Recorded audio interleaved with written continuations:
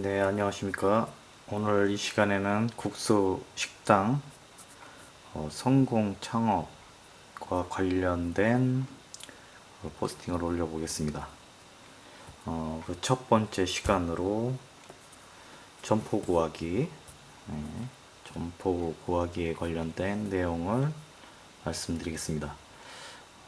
식당 창업에 있어서 제일 먼저 해야 될 부분의 하나가 이 점포를 구하는 방법이고, 이 점포를 어떻게 구하고 어느 상권에서 어떤 점포를 구하느냐에 따라 가지고 이 초반에 식당 성공의 50% 이상을 차지한다고 해도 과언이 아닙니다.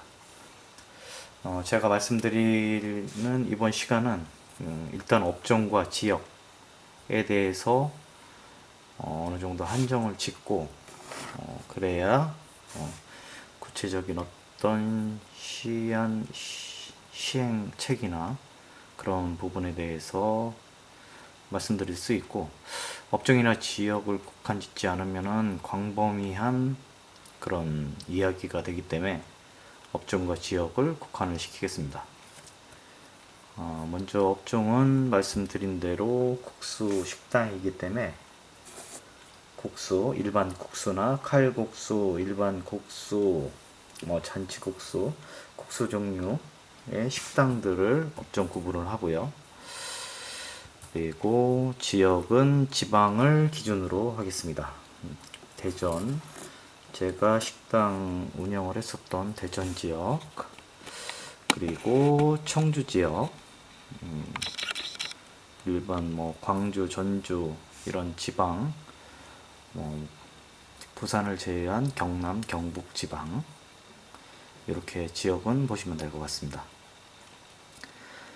보증금은 1,000만원에서 2,000만원 이렇게 점포를 구할 때 보증금은 1,000만원에서 2,000만원을 넘어가지 말라라는 뜻입니다.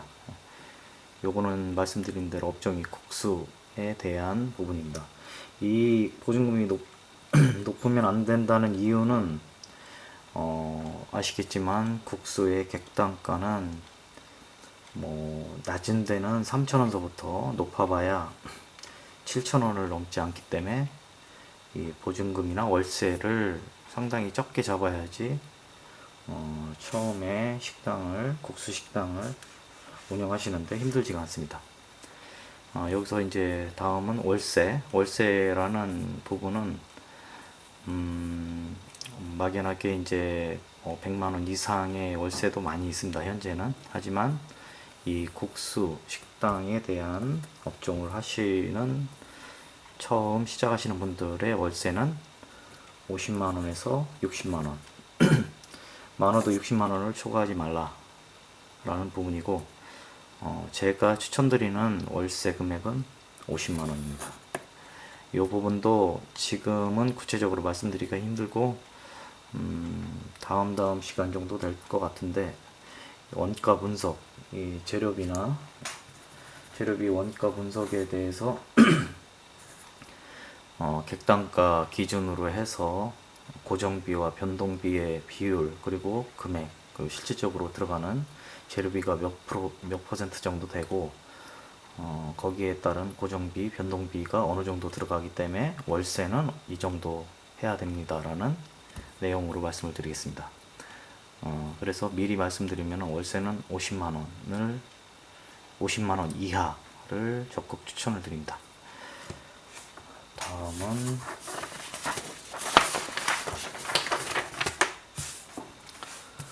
점포 구하기, 구체적으로 5단계로 제가 구분을 해봤습니다. 먼저 첫 번째 단계, 점포 검색입니다. 당연히 가게 자료를 보기 위해서는 점포를 당연히 검색을 해야 되겠죠. 여기서 최근에는 인터넷이 상당히 발달을 해서 부동산 사이트, 네이버나 아니면 교차로 등등의 부동산 사이트를 이용하시면은 점포가 많이 나와 있고, 실질적으로 본인들이 원하시는 그 지역에 검색을 하시면은 점포가 상당 부분 매물이 많이 나와 있습니다. 지금도 1단계 점포를 검색을 하시고 그 중에 뭐 최소 5군데는 점포 검색을 하십시오. 마음에 드는 점포를. 그 다음에 1단계 5군데 정도가 검색이 끝났으면 다음 2단계에 점포를 방문을 합니다. 부동산을 통해서 가실 수도 있고 뭐 직거래로 나온 데는 직거래 직접 그 매물을 내놓으신 분들을 직접 그 연락을 취해 가지고 점포 방문을 실시합니다. 3단계 유동인구 분석.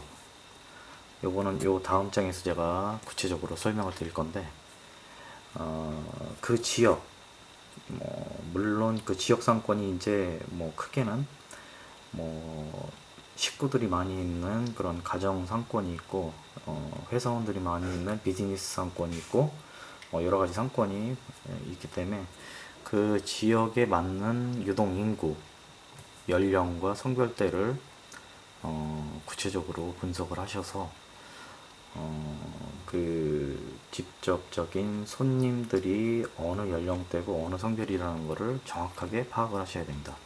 그래야 내가 어떤 식으로 간은 더 세게 할지 간은 약하게 할지 또 사이드 메뉴가 이 연령층에 맞는 부분에 사이드 메뉴를 선별을 해서 메뉴를 내놓아야 되기 때문에 상당히 중요한 포인트입니다. 그러기 위해서는 제가 소개해 드릴 부분은 최소 일주일 정도 근처에서 연령과 성별을 체크합니다. 거의 뭐 잠복 근무를 하다시피 해서 그렇게 저도 체크를 많이 했었는데 요거는 다음 시간에 말씀을 드리고 근처 점포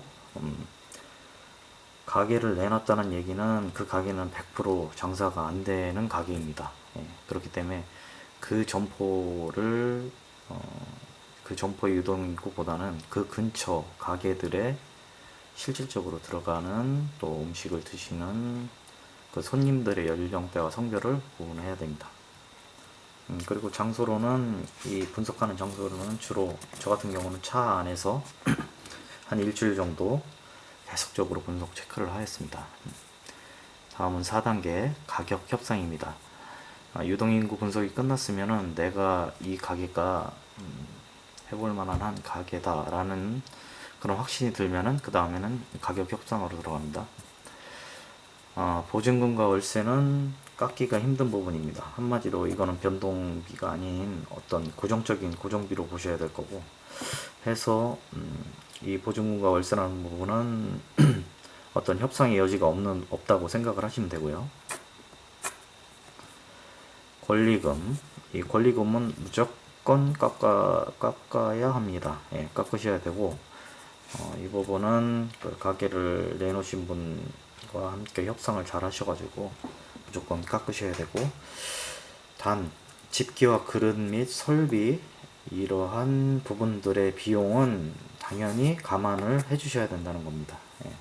그 비용은 어차피 내가 필요한 이 국수 창업, 국수 운영을 위해서 필요한 집기이고 그릇이고 설비다 그러면은 그걸 어차피 신품으로 사든 재고로 사든 그 비용이 투자가 되는 부분이기 때문에 그 비용만큼은 제값에 쳐서 그 비용은 감안을 하시고 그 외적인 비용은 절대적으로 깎으셔가지고 비용을 지출 비용을 최소화하셔야 됩니다. 이렇게 가격 협상 부분까지 갔으면은 그 다음 단계는 마지막 단계인 계약입니다. 이렇게 총 5단계, 1단계, 2단계, 3단계, 4단계, 5단계로 크게 구분이 돼서 그 단계마다 실질적으로 해야 되는 시책에 대해서 말씀드렸습니다. 다음은 여기서 3단계에 나타내지는 유동인구 분석에 대한 실질적인 사례에 대해서 설명을 잠깐 드리겠습니다. 네, 다음은 말씀드린 대로 상권 분석에 있어서 연령별, 성별에 따른 유동인구 분석에 대한 실제 사례 분석표입니다. 제가 대전에서 했던 이 부분은 선화동의 시간대별 유동인구 현황에 대해서 뽑아본 데이터고요. 이렇게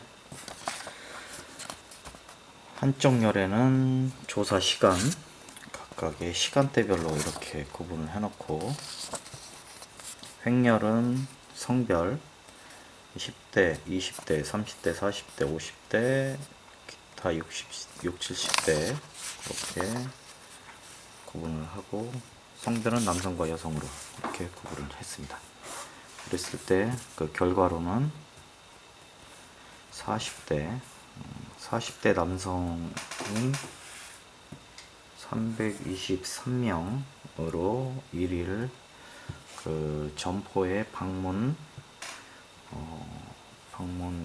횟수, 사람 수입니다. 323명이 점포에 방문을 하였고, 여성 같은 경우는 40대, 여성의 경우 40대 214명의 여성 40대 분께서 점포를 방문을 하셨습니다. 이 데이터로 보면은 가장 이 상권에 있어서 가장 주 고객층은 남성, 여성 40대라는 부분입니다. 남성, 여성 40대 층이고, 그리고 가장 붐비는 시간대는 예상처럼 354명이 방문을 한 12시에서 1시 점심시간입니다. 그리고 저녁 타임에는 6시에서 7시 타임, 6시에서 7시 타임에 210명이 방문을 하셨습니다.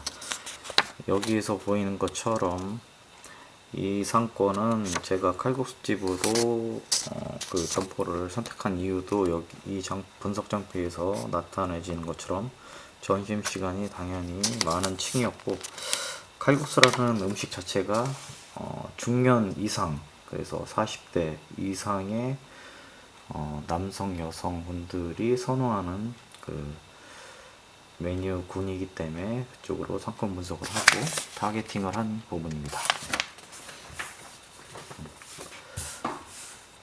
다음은 점포 구하는 중요 핵심 팁에 대해서 말씀드리겠습니다. 첫 번째는 서두르면 안 됩니다. 서두르면 안 되고, 조급함은 금물.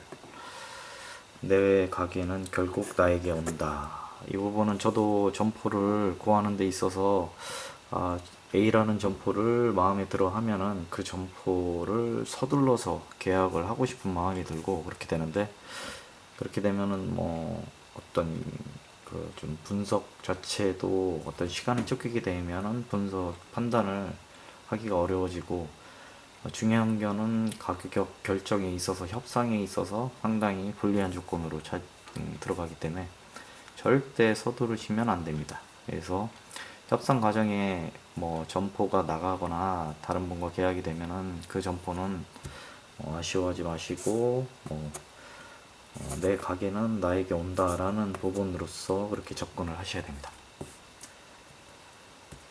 다음은 장사가 잘 되거나 자리가 좋은 점포는 없다라는 겁니다. 점포가 나왔다라는 부분은 100% 장사가 안 되고 그런 상권 자체가 좋지 않은 그 점포가 장사가 안 됐다는 뜻이기 때문에 이런 뭐 장사가 잘 되는 점포 또는 자리가 좋은 점포는 나올 확률이 제로입니다. 제로. 나올 확률이 제로이고, 내가 만들어가야 한다. 그리고 홍보, 마케팅에 힘을 많이 써야지 최근 같은 SNS 홍보를 이용하고 그런 부분이기 때문에 내가 손님들을 많이 키워나가야 한다라는 부분으로 접근을 하셔야 됩니다. 지금까지 점포 구하기에 대해서 5단계의 점포 구하기 내용과